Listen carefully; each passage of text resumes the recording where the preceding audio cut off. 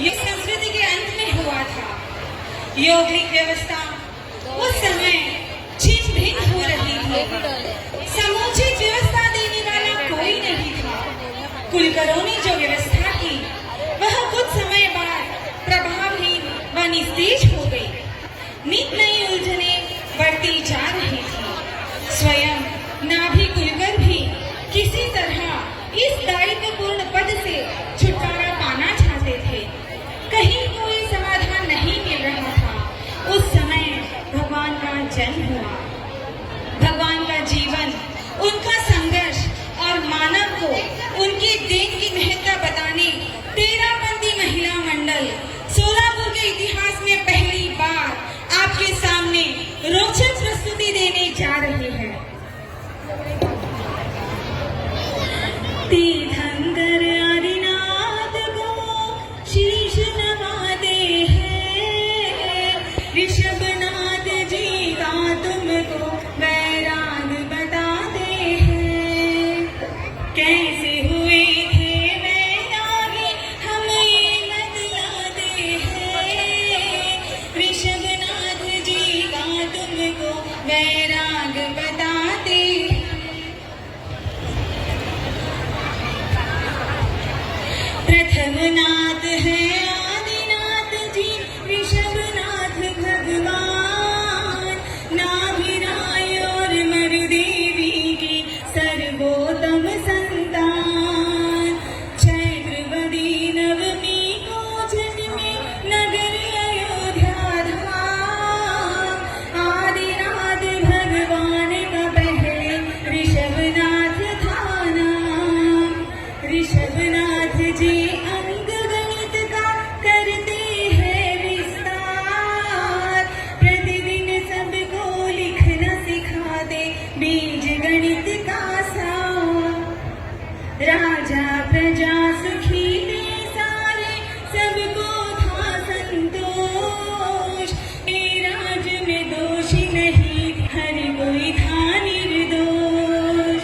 नगर निवासी उत्सव और उल्लास मनाते हैं। ऋषभनाथ जी का तुमको वैराग बताते हैं। आदिनाथ का जन्म अयोध्या में नाभिराय के घर में हुआ। माता मरुदेवी की कोख से सारे अवध निवासी हर्षोल्लास से भर गए थे। बड़े होकर ऋषभनाथ जी ने सबको पढ़ना लिखना धर्म कर्म सिखाया, जग को ज्ञान दिया।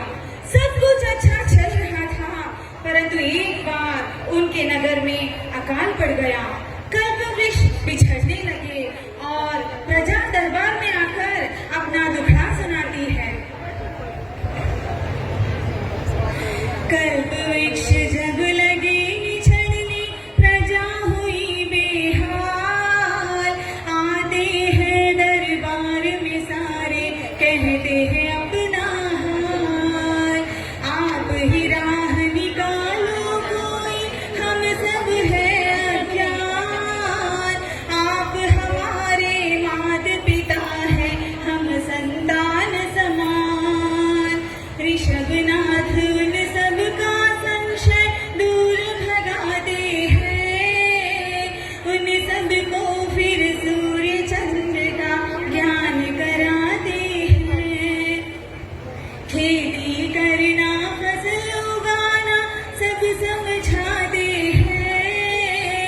नियम न्याय और आदिक का उन्हें दंड बताते हैं। ऋषभनाथ जी अपनी प्रजा का साथ निभाते हैं।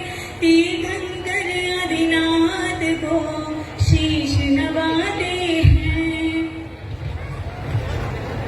ऋषभनाथ जी अपनी प्रजा को खेती बाड़ी करना सिखाते हैं। न्याय और धर्म अधर्म का ज्ञान सिखाते हैं। ऋषभनाथ जी के 2 पुत्र और पुत्रियां थी। पुत्रों का नाम भरत और बाहुबली था। पुत्रियों के ब्राह्मणी और सुंदरी। उन सबको वो विद्या सिखाते। पुत्र रतन 2 ऋषभनाथ के शोभित है दरबार।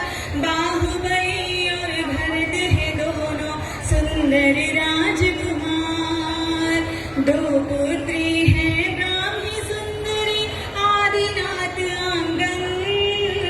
झूम रहा था हंसी खुशी से ऋषभनाथ का जीवन।